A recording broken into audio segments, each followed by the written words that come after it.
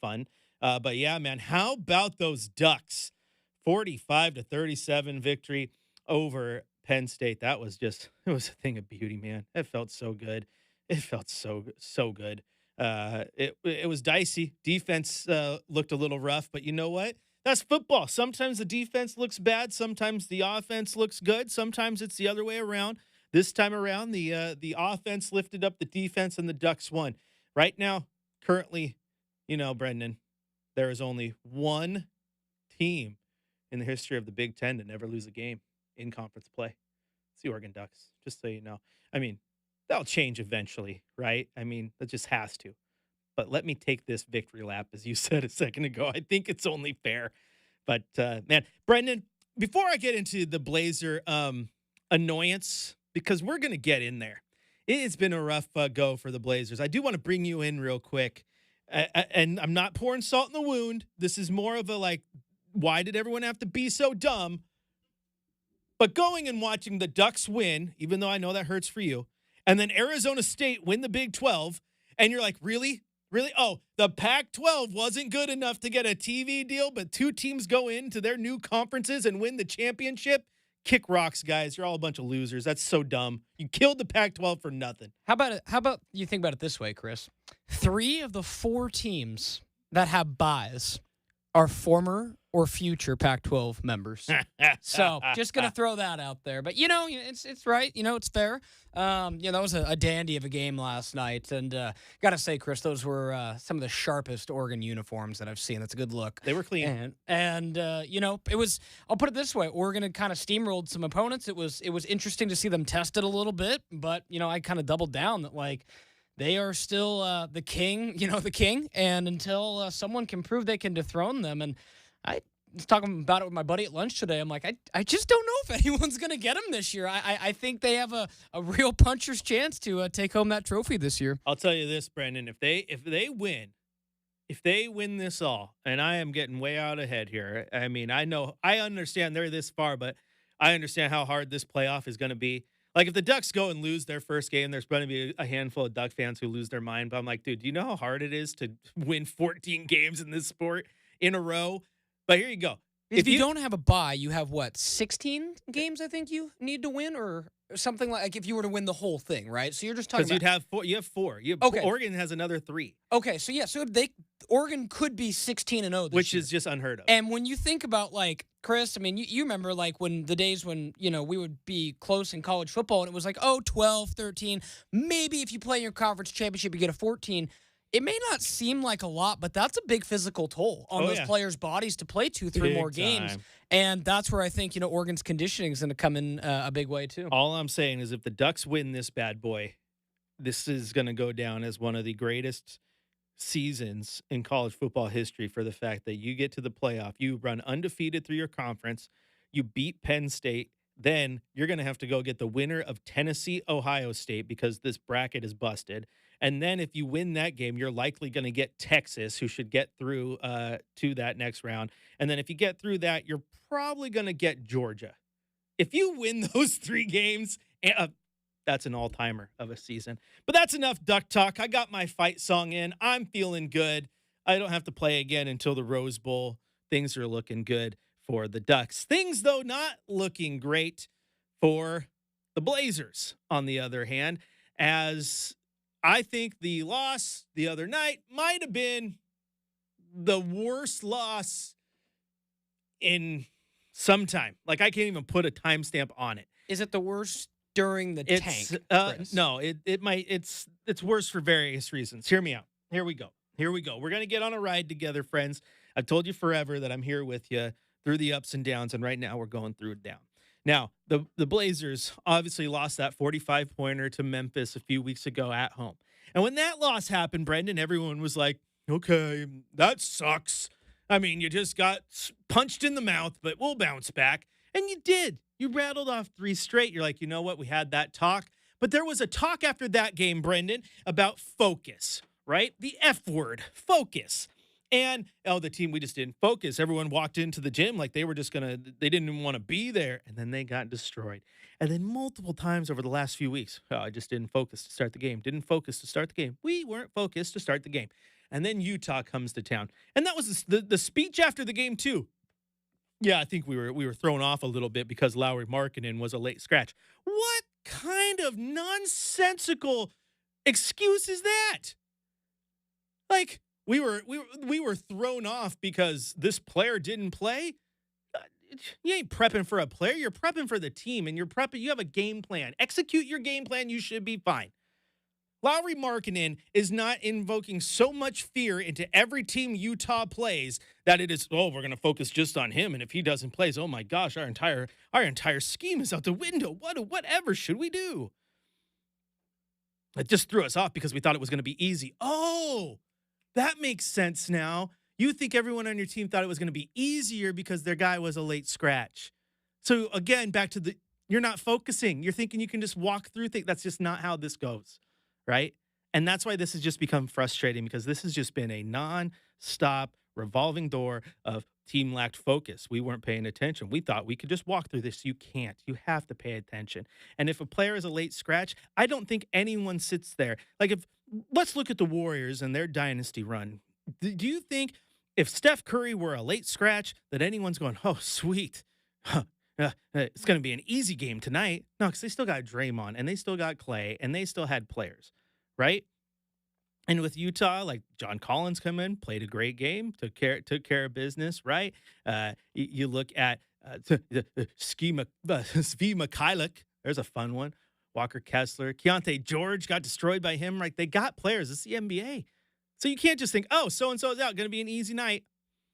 But apparently the Blazers did, and it wasn't an easy night because the Jazz picked up the 141-99 victory over the Blazers. And back to our original point, Brenden, why I think this was the worst loss of the season, worse than that Memphis loss and worse than that Golden State loss, is because the Golden State loss, you're like, we got boat race on opening night, but you know what? It's the Warriors. They're the Warriors. They're always good. Steph and I get it. You lose to Memphis, you're like, got punched in the mouth, but they still got Jaren. That's a good team. Like, you're trying to talk your way through this. And you left and you went on to the next one.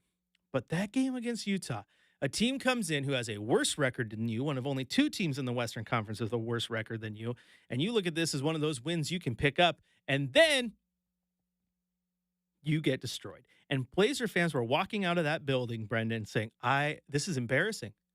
I'm embarrassed. This is embarrassing. That is not something I heard at the Warrior game. That's not something I heard at the Memphis game. That is something I heard multiple times from multiple fans walking up the stairs to leave Moda. And at the end of the game, the chorus of boos was loud. Now, I don't know if that was so much because they were losing or the fact that, Jabari Walker dribbled the ball out and the fans were like, really? We lose by 42 and we can't even get nuggets? You should have took the shot. But the fans in front of us in Media Row holding up two thumbs in the air, down, not thumbs up, thumbs down, as they are booing their Portland Trailblazers. And that is not a sound I have heard in that arena very many times. I have covered this team for a decade. I have been a Blazer fan my entire life growing up in this town. I can count on one hand how many times I have heard the home team in Moda Center get booed out of that building, and I wouldn't need all five of my fingers. That's why I think that's one of the worst losses of this Billups tenure, of this tank, however you want to frame it. Terrible. Absolutely terrible. And then after the game, when you dropped the whole Lowry Markkinen thing, he was a late scratch, so we kind of thought it was going to be easy to get. It comes down to the F word again, Brenden. Focus, and this team's lack of it. And so that frustrates me. I was in Beer Fest. I'm getting frustrated. I'm really frustrated. Good movie, by the way. Callback, date myself a little bit. From the men who brought you Super Troopers, Beer Fest. But that is why that loss is so frustrating to me. Just terrible. Just terrible. You can't do that. You can't go out there and just have a lack of focus every single night. It's terrible. All right. Before we take a break, Brenden, I don't know if they got this down. I trusted my family with technology. Okay? I told them, hey, show starts at 4:30. Better make sure you listen. Rip City Radio 620. My mom's like, I got the app on my phone. Gets all excited. I said, you better be listening because I'm going to text them after this. If they weren't listening, I'm going to have to give another shout out. But I had to leave the party early because It was my grandma's birthday today. Shout out Grandma Barbara. Happy freaking birthday. Doesn't look a day past 50, I'll tell you what. Happy birthday. I'm not going to give her age over the air cuz she would slap me. She's still got a nasty backhand. Be careful. She'll get you. But happy birthday to Grandma Barbara. Went out there, had a little home cooking, put some decorations on the tree, watched a little Seahawk Cardinal football. It was pretty funny. Shout out, Grandma, and happy birthday. I was picking on her because her sister lives down in Arizona, right? And she's like, "Watch the game, look for Terry." And I'm like, "Grandma, that's like when you always ask." My grandma would call me, bless her heart. Her and Grandpa would call me, Brenden, and they'd be like, "You're gonna be at the Duck game. What are you gonna be wearing? I'll look for you." I'm gonna be like, "I'm gonna be wearing green and yellow like know, 60,000 other people. Like, you're not gonna find me." like, like, like you tell your mom, your dad, your grandparents, "Yeah, I'm gonna be wearing orange in the student section at Reeser. Have fun." But I always told them exactly what I was wearing though, just in case. I remember it was always look for me on TV. Yep, You know how look many for me. times they saw me on TV, Chris? Like Hey. once. I pick on them, but they were looking, and if they would have found me, I would have known about it. But shout out to Grandma Barbara. Happy birthday. See, there are things outside of poor basketball that you can get excited about, like celebrating Grandma's birthday and having some home cooking, because that just is always good. All right, we're going to take a break here on Blazers Game Day, though. Whew, gosh, speaking is hard when you give birthday shout outs and get excited. Also, shout out, Niners putting up a performance. Thanks for the comment there, Brenden or Jason. He also said the Ducks have 3 shots to screw this up, so don't count your chickens before they're hatched. Hey now, I'm not counting my chickens. I don't know. What are you talking about? I understand how hard this playoff is going to be. It's going to be insanity. I don't really want to face Ohio State a second time. Tennessee, Oregon would be pretty sweet, though. But Ohio State matching up against Oregon a second time in a historical Rose Bowl matchup at the Rose Bowl, though, that would be pretty dope. I'll take that. All right, we're going to have plenty more. When we come back, we're going to go back in time here. Coach Billups had to say following that loss, and we'll continue to break this down to see what happened and see if the Blazers can fix the ship tonight as they are in L.A. to take on the Lakers. Chris Burkhardt here, joined by Brenden Slaughter. This is Blazers Game Day. We continue after the break right here on your home of the Blazers, Rip City Radio 620.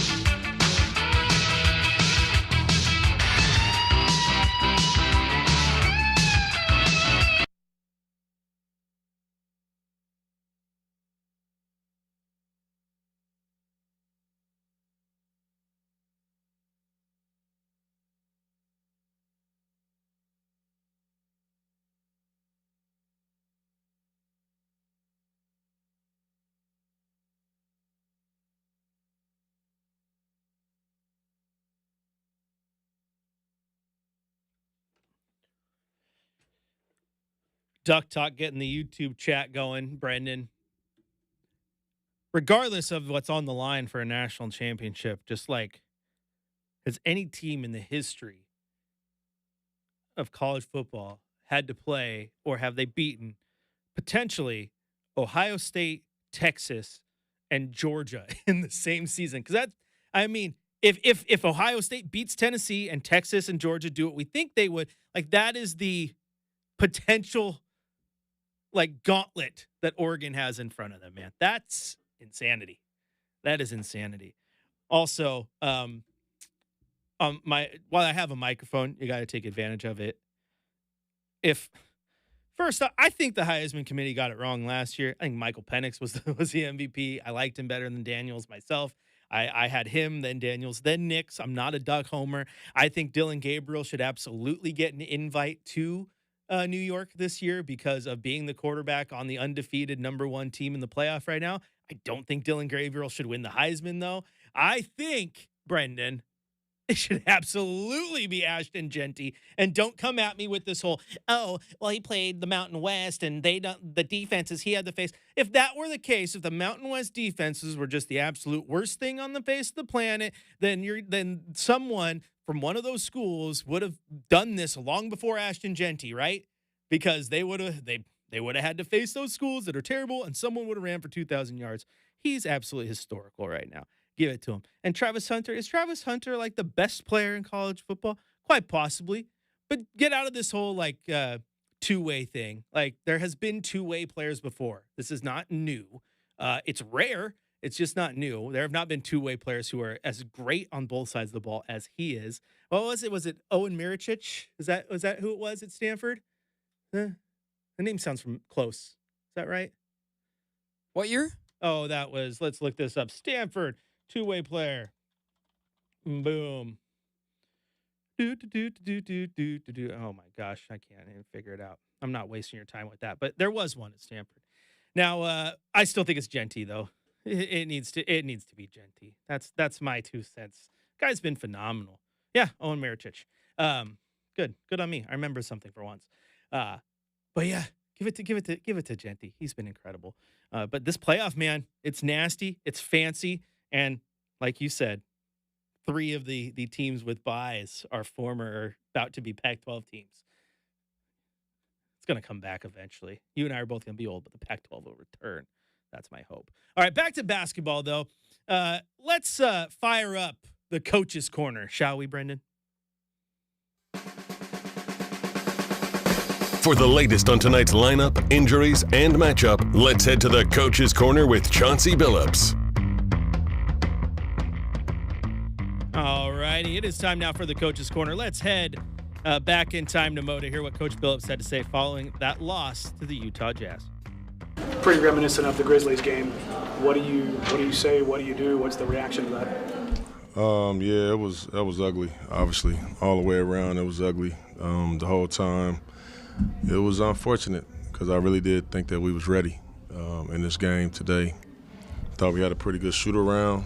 Thought today was good when we got here. Just our prep, what we was going to be prepared for, and got out there and nothing ever worked, from the very beginning. So that was unfortunate, and it was a tough one. It was tough. What do you think caused that? Is there anything you can pinpoint? Not even one thing, multiple things? Our spirit just wasn't right, man. Our spirit just wasn't right, to be honest with you. Once the game kind of started, there was this game is like you got to kind of be on one accord, in this game at all times. The NBA is very tough. I mean, you look over there, they don't marking in as a late scratch. They got some guys out. You feel good about what's going on. I always think those are dangerous games, obviously letdown games, but these are all, anybody that puts that jersey on in the NBA is a great player. I mean, some people's roles are different, but you got to respect every single person that puts on a jersey, and we didn't do that. We just didn't do that. For some strange reason, we felt like we were the better team in this game, and they showed us that we weren't. So do you think the team came in overconfident? Yeah, I do. Thought we had an obvious letdown, with that late scratch, I think, from marketing, because I'm telling you, I really thought that we were prepared for this game. And it's really unfortunate that, obviously, we weren't. They got every single thing that they wanted in the game. We talked about if we could rebound the basketball, we would have chances to score. Couldn't rebound the ball. Try to take care of it. We turned it over. Couldn't stop them. Just couldn't stop them, anything. So it was leaking from all over the whole thing tonight. The young team, but John Morant and Bain didn't play in that loss against Memphis, and you talked about how you play against a team that's losing some stars, other guys rise up. Did no one take that lesson to heart? And I talked about it before this game, with marketing being out. I said this is an opportunity for some of these other guys that they don't generally get, that they'll have freedom to play and they'll just run up and down and play free. And if we let them play free, we're going to be it's going to be tough.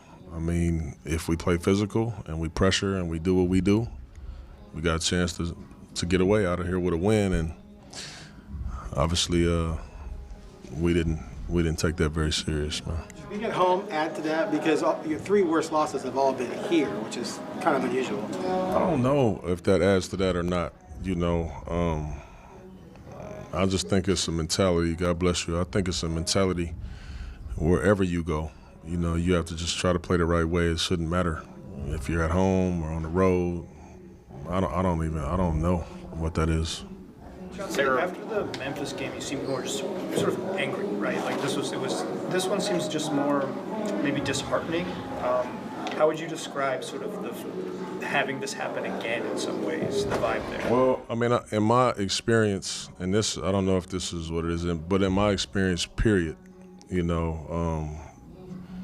or 3 or 4 times a season out of 82 games, it's going to be ugly like this, So I'm not undercooking this thing at all. I'm pissed off. You can believe that. But I'm also, I think that we're going to be much better than this, going forward. So we'll be all right. Was there a reason that DA only played the first 2 minutes of the second half? I like the spirit in the game. How is the team going to deal with rim protection without DC and Rob coming back in the next couple games? Yeah, we've struggled with that. Without Donovan and Rob, those are our best rim protectors. So obviously we've struggled with that. You see a team like Utah just continue to keep attacking the basket and the rim. We didn't do a good job of that tonight, along with every other thing and aspect of the game, but that's a problem. Why did you think Ant and Sharp couldn't get going? I don't know. I thought both of them got some shots and just couldn't make, and they weren't even blitzing. They were playing their normal coverages, but we just couldn't really get away from them. We couldn't create the space. We couldn't make, we didn't do anything that we said we were going to do in the game. See any update on Tumani? I think they're getting some imaging done on him on his right foot, but I haven't found out what happened yet. There you hear from Coach Billups, and again, just frustrating. Like the whole, I just didn't like our spirit. Our spirit wasn't good, and then DA, I didn't like his spirit. I think just saying spirit is just kind of another word for focus, right? Like you gotta focus. You gotta focus. You have to be ready. Everything is in your preparation. That's how you win games. Like I truly believe you do not win games from tip-off to the final buzzer. The Ducks did not win that game yesterday from kickoff to final buzzer. They won that game with preparation on Monday and Tuesday and Wednesday and Thursday and Friday, and focus and knowing what to do. And a basketball team, it all starts like it's the minute the one game ends, everything for the next game starts. Your focus. You go home, you rest, you wake up. How do you wake up? How do you go to practice? How do you prepare? How do you watch film? How do you do all that? All of that comes into play. Games are won long before tip-off. And so focus is an issue, and I would like to see the team figure that out tonight against the Lakers. All right, going to take a quick break here on Blazers Game Day. When we come back, it'll be time for our Coors Cold Hard Facts. And we still got our keys to the game to give out as well. Chad Dooling is standing by in about a half hour's time. You'll have your Blazers pregame show on the Blazers Audio Network. Tip-off at 6:30 with Travis Demers on the call right here on your home of the Blazers, Rip City Radio 620.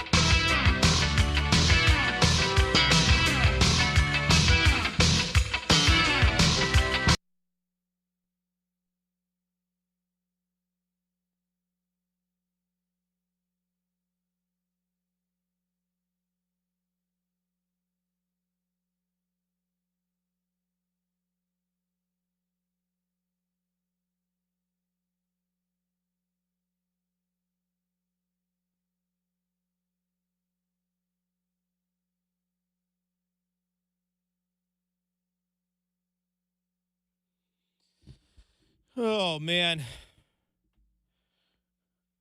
Brenden was just telling me during the break that he talked to some inside sources who divulged who they voted for and that Shiloh Sanders is probably winning the Heisman. Shiloh. Actually, they're just going to give it to Dion. Just as give a it to coach. Dion. They're just going to rename it the Prime. It's the Prime Trophy. I could could see it, totally see man. like I'm I could kidding. see like Hunter not winning the Heisman and then like Dion making a Prime Trophy and handing it out to, oh my god. Yeah, no kidding. What? Right? Hey, he's been saying all the right things, but what is that team gonna do when Hunter and Shadur walk out that door? He has not been great on the recruiting trail. Not a lot of depth to back. It's going to be very interesting how long Dion stays there in Colorado.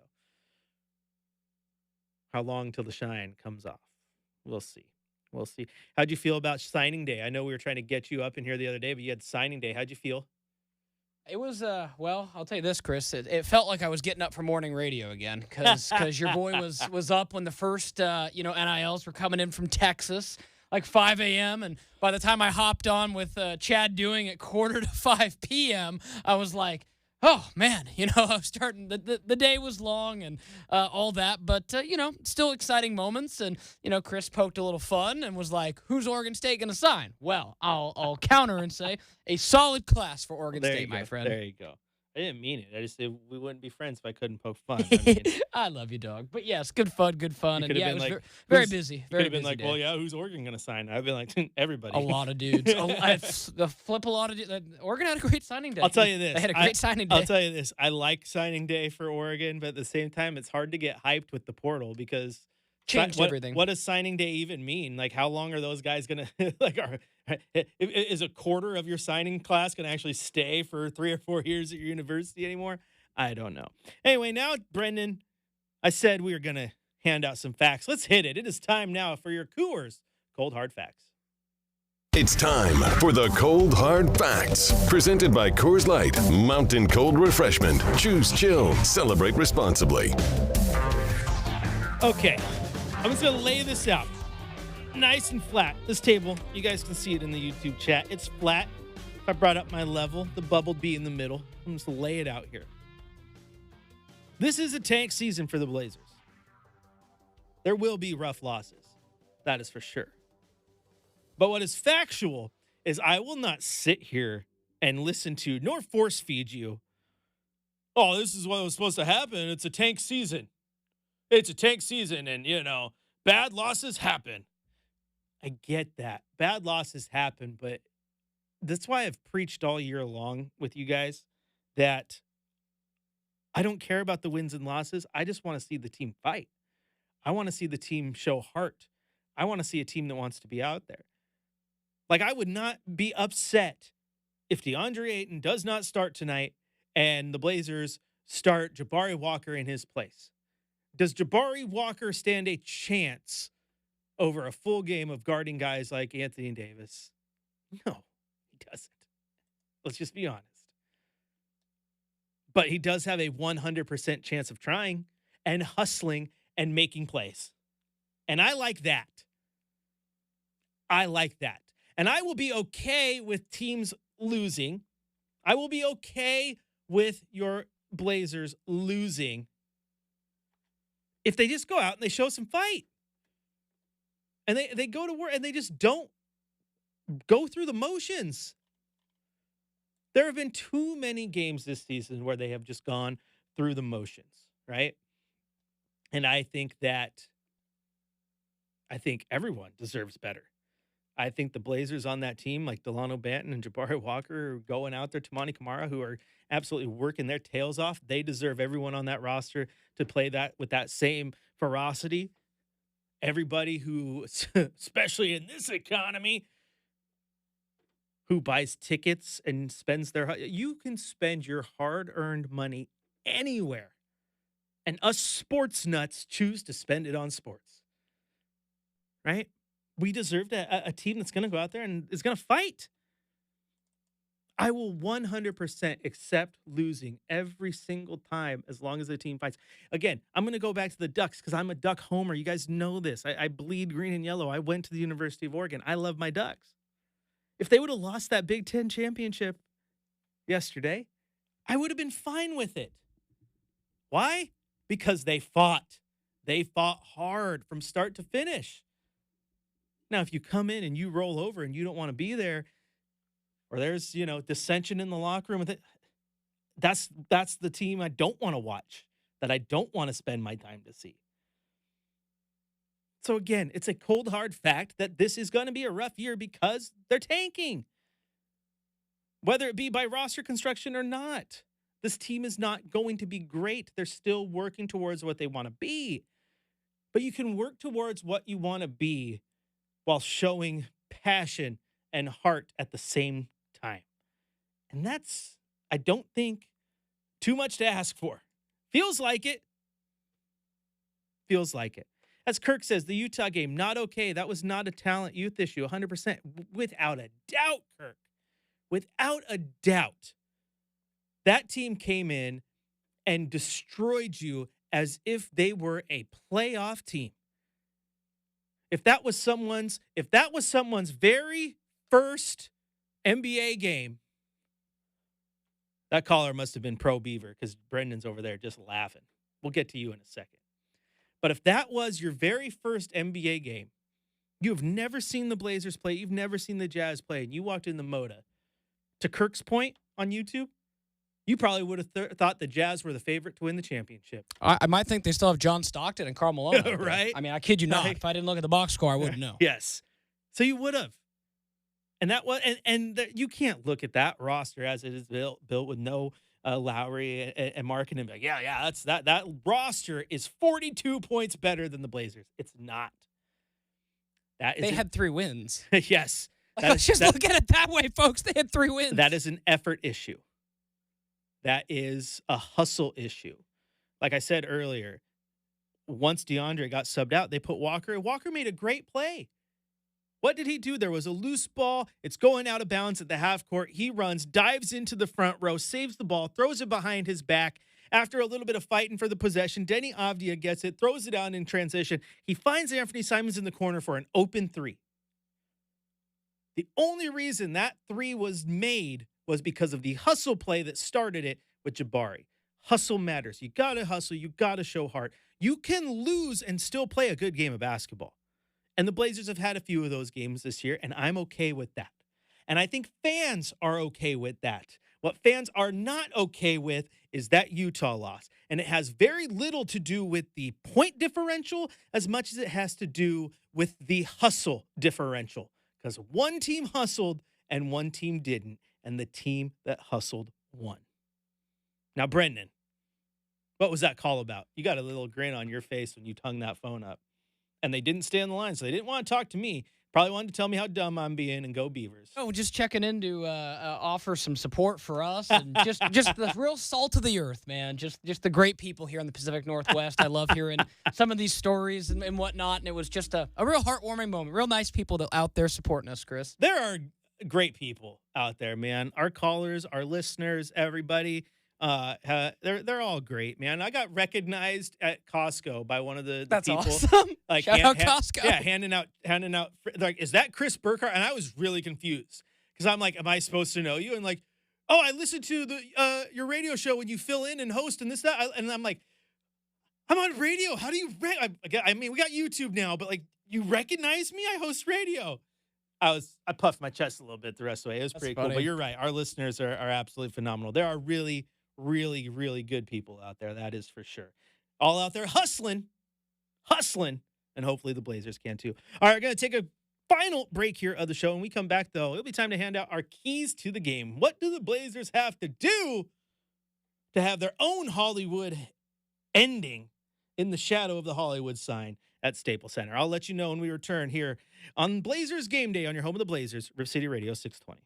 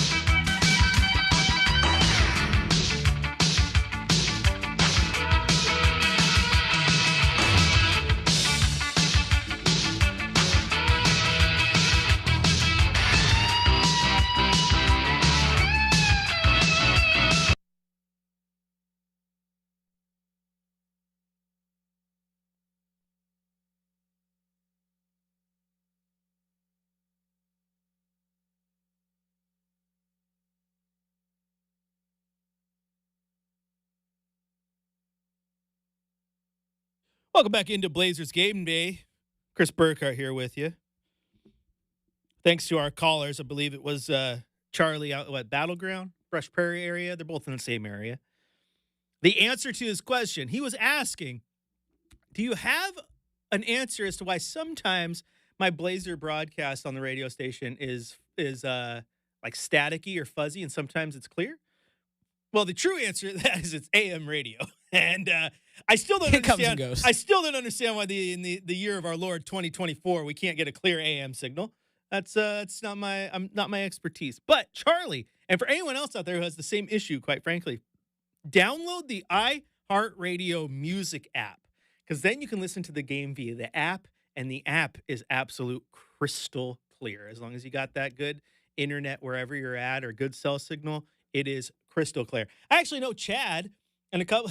I'll do it too. I'll be in the car and I'll just listen to the app feed because it's clearer than the AM feed, crystal clear. So if you have trouble with getting your feed perfect, download the app. That will fix everything crystal clear all the time. All right, Brenden, get ready. Hit that button. It is time now for our Coors Cold Hard Facts. No, it's not. Kidding. Breaks. Keys to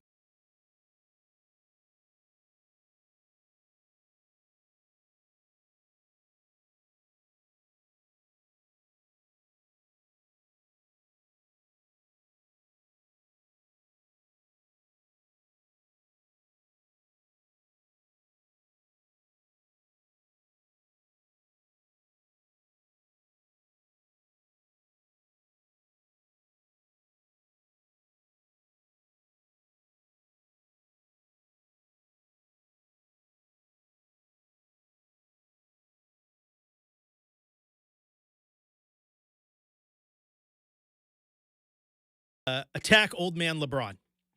Go at him, make him work.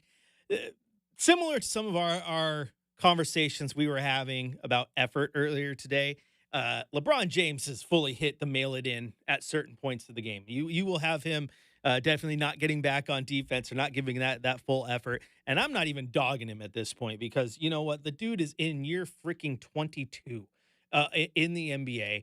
He is still one of the best players in the league. Like, he's not the best anymore. He's not the LeBron of Miami era, Cleveland era, or even LeBron in his first year in the LA, right? But he'll be 40 years old at the end of the month. His birthday's December 30th. He's 39 right now. And he's doing unheard of stuff for his age. But he's making some business decisions. He's being smart with how he drives to the basket, how he plays defense. I mean, I know this sounds weird, but he's only averaging 23 points. And the only reason I say only Brenden is because this is the second lowest point total of his career. It's the only time he averaged fewer points than 23 was his rookie year when he averaged 20.9. So he's had a pretty long, like he's and that was the year 2003? Yep, 2003. So no biggie. Brenden was a baby. I was a baby. We were all babies. But yeah, that's crazy. But yeah, it is. But yeah, go at old man LeBron. I'm with it. Go at him, attack him, make him work because he can still get it. That's the thing. He can still get his rebounds. He can still get his block shots. He can still play, but he doesn't do it every single play. He's a little smarter with how he handles his body right now. That's why he's being able to put up these numbers and do what he does at his age. So go at him, attack him. And then you got Anthony Davis. Attack him. I think if you can get him in foul trouble, it bodes very, very well, especially since you don't have a lot of bigs right now. Jabari Walker, hustle plays, make them. Take care of the ball, too. I'm going to keep saying that till they actually do it. Take care of the ball. Do those things, you'll leave Hollywood with a win. Music means it's time to go. Thank you, everybody, for listening. You guys are awesome. But don't go anywhere. Chad Doing has got your Blazers pregame show on the Trailblazers Audio Network coming up next. And then at 6:30, tip-off, Lakers-Blazers with the radio voice of the Blazers, Travis Demers, on the call. And, of course, after the game, right back here, we'll talk to you on the fifth quarter where hopefully we're breaking down a Trailblazers win.